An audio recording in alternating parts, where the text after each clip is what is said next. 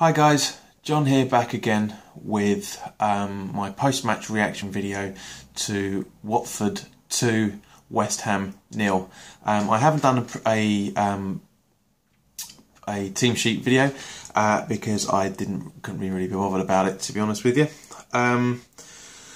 Right, so starting off at the beginning is probably the best way to go about it. I'm going to talk about the songs that were sung and the overall game, obviously, but I'm going to start off with the team sheet. Now, it wasn't that unpredictable, to be honest with you, bearing in mind, like most of the Premier League teams, we have our injuries. You know, apparently Andre Ayew was ill, so he wasn't unable to play. We're still waiting for Antonio to come back. We're still waiting for Hernandez to recover from his hamstring injury.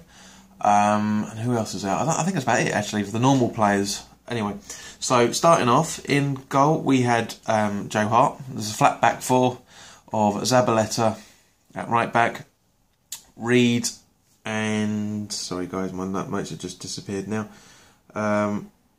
Yeah, so Reed, Ogbonna, and Creswell. Three in the middle. Noble, Kouate and Obiang holding, which, not a bad idea whatsoever. And the front three of Arnautovic, Lanzini and Carroll. Substitutions were Adrian, Masuaku, Rice, Fernandez, Quina, Sakho and Martinez. Now, there's been a lot of talk about Martinez in the last few weeks. Quite rightly so. I mean, obviously, they got absolutely. He was in part of the squad that got absolutely demolished on Friday night by Derby in the under-23s. It was Derby, I think it was about 4 or 5-1. It's ridiculous. But having said that, it actually came out of the real truth around it was down to the fact that it wasn't a case of that they had to pay an X amount of money every time Martinez was going to play. It actually turned out that Bilic just didn't fancy him in the first place. X just confirmed that. So, yeah, a bit of a worry. But unfortunately, he didn't get a run out today. Would have been nice to have seen him, as I say. Now, going through the first half, to be honest with you, it wasn't a bad first half, to be fair. It really, really wasn't. You know, we were playing some good football, some very nice touches. We had some really good chances.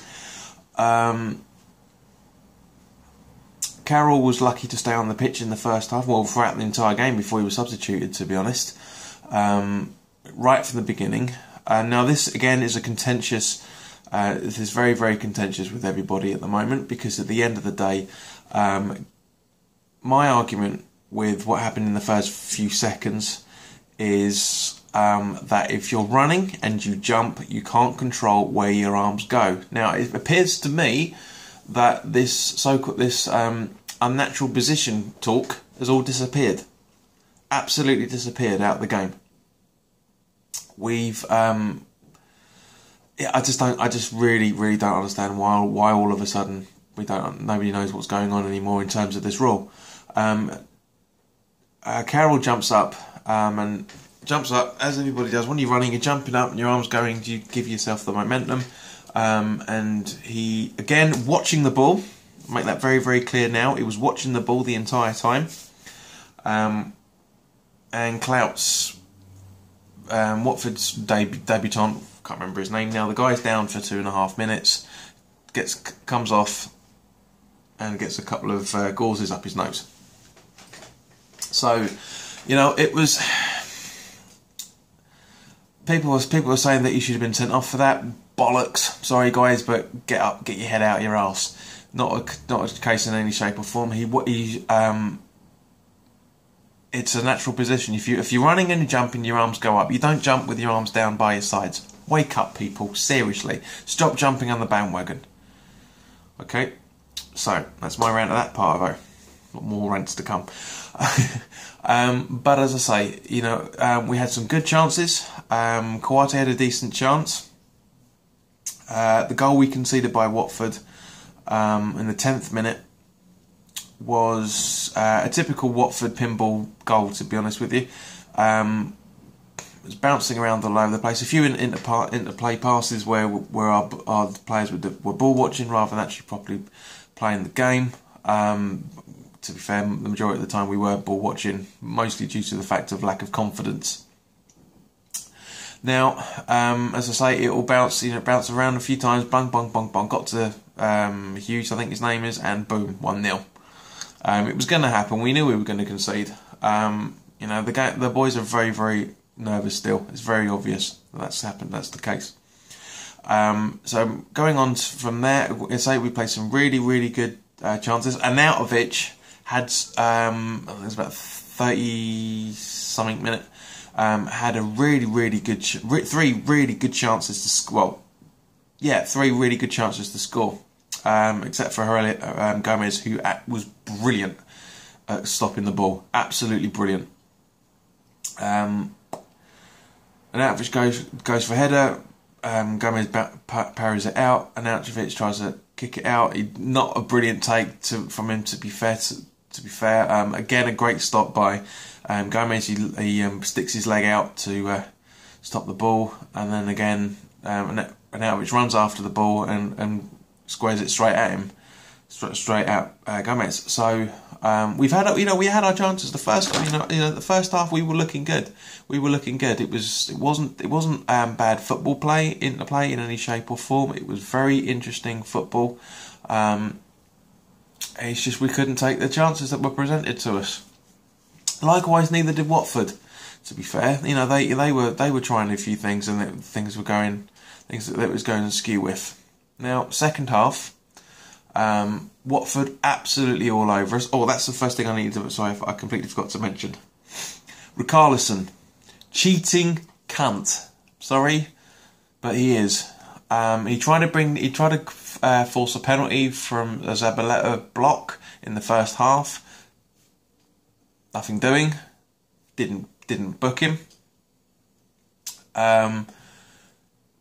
But about 15-20 minutes later, does Zabaleta causes a foul? Yes, but again, nothing doing. Because at the end of the day, it was a foul. There's no need to do the rollover shit that he does. And also, after Carroll being really annoyed on the ball, he made a challenge as well and ran off, and he nudged Richarlison on the back, and the little prick rolls around holding his leg. Sorry, that's 3 simulations Marino missed, and it's unacceptable. It's unacceptable. He books Carroll for a dig off the ball, which is fine. It's what Marino's there to do. Yeah, Richarlison just can get away with scot-free by the looks of these things. It'll be interesting to see what happens on Match of the Day 2 tonight, if anything is mentioned about him. I doubt it. Don't get me wrong, Watford played some really, really good football, especially the second half. They were all over us, and the diving cunt, who shouldn't be on the pitch in the first place, scores the second goal after, it was about 10-15 minutes of really sustained pressure from Watford. Not impressed. The fans certainly weren't impressed. You could, our supporters certainly weren't impressed. You could hear them singing "Sack the Board." You could, it was also, I couldn't make out what the other song was, but "Sack the Board" went out quite a lot. It's a shame. Now, I'm not pro board in any shape or form. I'm not anti-board in any shape or form either. I'm a realist, as everybody knows from watching my previous videos. New manager comes in, same shit football, same shit from the players. A new manager makes no difference. It's the players out there. It's player power, guys. Sack the board. Yes, I agree. They've not done enough. They haven't done enough the last few seasons. We all know that. Is it the reason why we lost to Watford 2-0? No, it's not.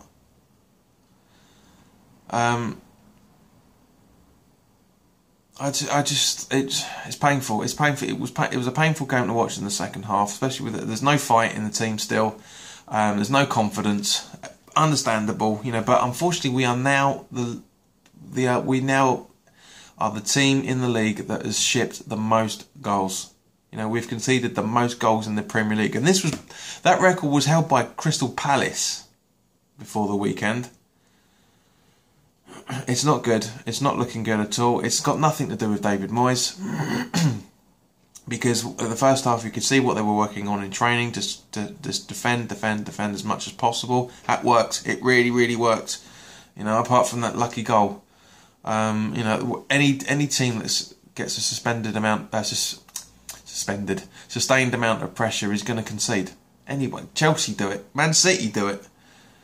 Not many, but they do. You know, it's just that's what happens in football. We can't blame David Moyes for this loss.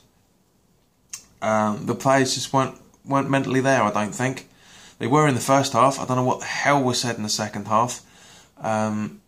Arnautovic picked up an injury in the second half, stabbed to his thumb, I think. I think the commentators were saying that it was stab on his thumb. And Masuaku comes on. When Watford scored, Carroll came off and